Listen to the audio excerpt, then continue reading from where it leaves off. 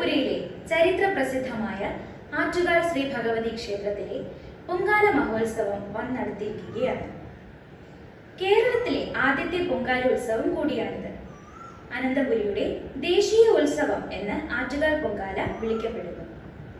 ആറ്റുകാൽ പൊങ്കാലയെ മാതൃകയാക്കി കേരളത്തിനകത്തും പുറത്തും ചെറുതും വലുതുമായ മറ്റനേകം ക്ഷേത്രങ്ങളിൽ ഇന്ന് പൊങ്കാല നടന്നു വരുന്നുണ്ട്.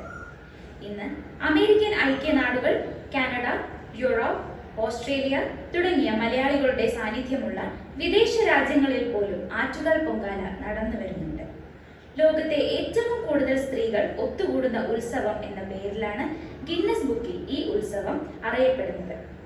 1997 ഫെബ്രുവരി 23 നടന്ന പൊങ്കാലയിൽ 1.5 മില്യൺ സ്ത്രീകൾ പങ്കെടുത്തത് അടിസ്ഥാനമാക്കിയാണ് ഈ ചടങ്ങ് ഗിന്നസ് ബുക്കിൽ ഇടം നേടിയത്. 2009 പുതുക്കിയ ഗിന്നസ് റെക്കോർഡ് അനുസരിച്ച് 25 ലക്ഷം പേർ ഈ ഉത്സവത്തിൽ പങ്കെടുത്തു. മകരം, കുംഭം മാസങ്ങളിലായി നടക്കുന്ന ക്ഷേത്രോത്സവത്തിന്റെ 9ാം ദിവസമാണ് ആറ്റുകാൽ പൊങ്കാല നടക്കുന്നത്. പൂരം നാളും പൗർണമിയും ചേർന്ന് വരുന്ന ഈ ദിവസം ആദിപരാശക്തിയായ ആറ്റുകാൽ അമ്മയുടെ അനുഗ്രഹം ഭക്തർക്ക് ഉണ്ടാകും എന്നാണ് വിശ്വാസം.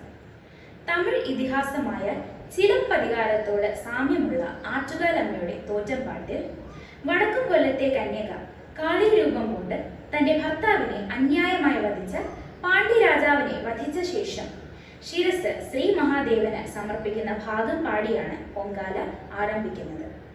പൊങ്കാല സമയത്ത് സ്ത്രീകളുടെ ശബരിമല എന്നറിയപ്പെടുന്ന ഈ ക്ഷേത്രവും അതിന് പരിസരങ്ങളായ തിരുവനന്തപുരം നഗരവും ജനനിബിഡമാകാറുണ്ട്.